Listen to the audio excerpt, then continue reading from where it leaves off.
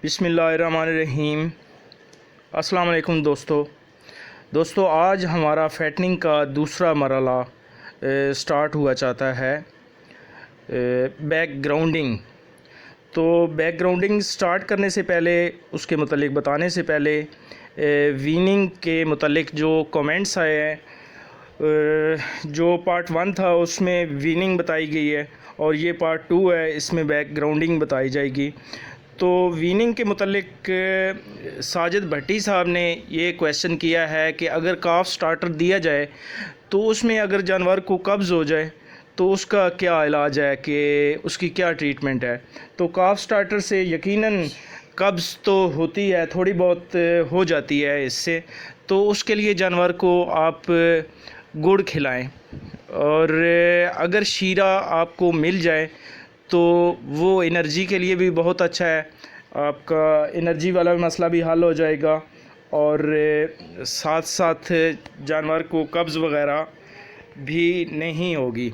लेकिन ये उस वक्त देना है कि अगर आपके जानवर को वाक़ई कब्ज़ हो रही हो।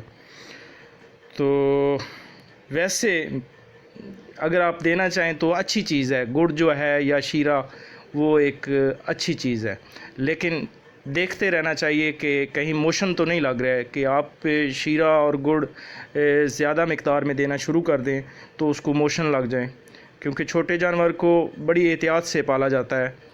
तो दोस्तों के ज़हन में ये भी था कि मीठा सोडा बताएंगे कि मीठा सोडा काफ स्टार्टर के साथ दिया जाए, तो वो छोटे बच्चों को नहीं देना चाहिए। तो साजिद भट्टी साहब ने ये पूछा था दूसरा सवाल, अभी वीनिंग के मतलब मैं बता रहा हूँ, जो रह गया था यानी बाद में कमेंट्स आए। तो उन्होंने कहा कि कितना देना चाहिए शीरा। तो शीरा तकरीबन 50 ग्राम छोटे बच्चे को वनडे में मिक्स करके दें या अलहदा से पानी में मिक्स करके उसको पिला लें। यानी 50 ग्राम अगर शीरा है तो 50 ग्राम पानी में मिक्स करके उसके साथ रखें। और अगर वो ज़बरदस्ती उसको नहीं देना आपने, अगर वो पसंद नहीं कर रहा, वो नहीं खा रहा, तो बस गुड़ की थोड़ी सी हिस्सा ले लें, तकरीबन 10-20 ग्राम। तो वो उसको बेशक रोटी में रख के दे दें या अखबार में रख के खिला दें, तो वो एक ज़बरदस्त चीज़ है। तो अब हम अपना आज का स्टार्ट करते हैं बैक ग्राउंडिंग। तो बैक ग्राउंडिंग जो है ये सस्ती करनी चाहिए, सबसे पहले तो ये है, क्योंकि इसमें जानवर का कद सिर्फ बढ़ाना मकसूद होता है, ना कि उसको मोटा करना होता है। बैक ग्राउंडिंग जो है ये 80 केजी लाइव वेट से स्टार्ट होके 130 से 150 तक किलोग्राम तक होती है। तो यानी वीनिंग जो थी हमारी वो 80 किलो तक थी, और उसके बाद बैक ग्राउंडिंग स्टार्ट होती है 80 किलो से लेकर 130 से 150 तक। तो वंडा वगैरह देने की बजाय प्रोटीन पूरी करने के लिए जानवर को बेहतरीन प्रोटीन से जो उसको मोटा भी किया जाता है और उसकी प्रोटीन लेवल पूरी की जाती है, वो अल्फ़ा लूसन है या रूट ग्रास है।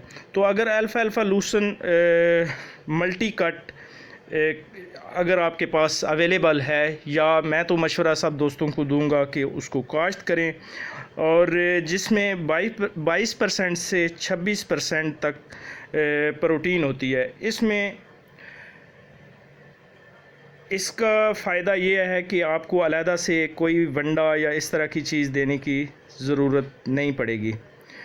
तूड़ी चूँकि महंगी होती है, और रूट ग्रास काश्त करें और इसका हे बनाकर आप इस्तेमाल कर सकते हैं।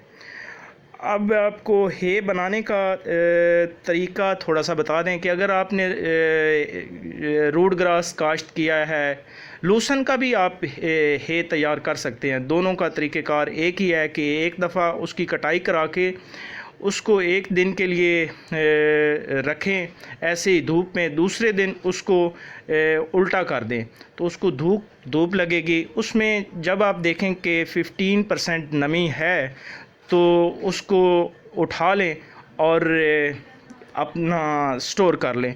अब स्टोर करने का ये भी तरीका है कि इकट्ठा एक जगह रख दें या उसका चारे वाली मशीन से कुतरा करके बोरियों में स्टोर कर लें। एहतियात ये लाज़म है कि कहीं बारिश का पानी या इस तरह का कोई नमी वगैरह उसको ना लगे तो वो ख़राब नहीं होता। तो अब आप का सवाल ये भी हो सकता है कि कैसे पता चलेगा कि 15% इसमें मौजूद है, पानी नमी मौजूद है। तो उसका तरीका ये है कि आप देखते रहें कि वो टूटने ना पाए। अगर वो टूट जाए तो समझ लें कि 15% की बजाय अब इसमें 5% नमी रह गई है या ज़ीरो पे चला गया है, तो वो आपने गलती की है। तो अगर आप देखते हैं कि खुश्क भी हो रहा है और साथ अगर उसको साइकिल करते हैं तो वो टूटे भी ना और इस तरह मुड़ जाए, तो समझ लें कि अभी इसमें 15% नमी है और आप उसको स्टोर कर लें। तो हे से आपको क्या फ़ायदा होगा? हे से आपको प्रोटीन 8 से 10% तक मिलेगी और ड्राई मैटर मिलेगा, फ़ाइबर भी मिलेगा। अब आप जानवर को एनर्जी सोर्स भी देना है। वो किस तरह देंगे? जो कि आपके जानवर को 5 रुपए से कम गोली आलू जो है उससे आप एनर्जी सोर्स पूरा कर सकते हैं। तो फ़ी जानवर को आप 2 किलो आलू से स्टार्ट करें और आलू 5 रुपए किलो से ऊपर ना हो, ये ज़हन में रखिएगा। और अगर इससे ऊपर जा रहा है तो इससे बेहतर है कि आप चोकर डालना शुरू कर दें।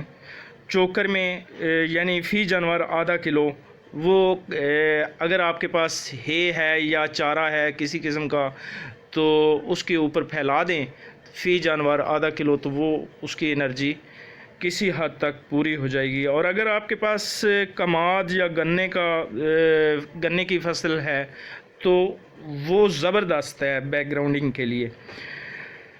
तो एक और चीज़ जो याद रखने वाली है वो ये है कि कट्टों के लिए चोकर और वच्छों के लिए आलू बेहतरीन एनर्जी सोर्स है। कट्टों को अगर आप आलू डालते हैं तो वो इतना फ़ायदा मंद नहीं होगा, लेकिन अगर आप वच्छों को आलू डालते हैं तो वो एक ज़बरदस्त चीज़ है। तो जो चोकर है वो दोनों के लिए, और अगर 5 रुपए से ऊपर आलू जा रहा है तो फिर भी चोकर दोनों के लिए ज़बरदस्त चीज़ है। जब जानवर का वज़न 130 से 150 तक हो जाए तो आपका जानवर फैटनिंग के लिए तैयार हो गया। तो फैटनिंग हमारा जो है वो आखिरी मरहला है, यानी पहला मरहला वीनिंग था, वो हमने पार्ट 1 में बताया। अब अभी जो बता रहे हैं ये बैकग्राउंडिंग है, ये दूसरा मरहला है। और इसके बाद हमारा तीसरा और आखिरी पार्ट 3 आएगा फैटनिंग के मुतल्लिक। तो तब तक के लिए इजाज़त दें। फ़ी अमान अल्लाह।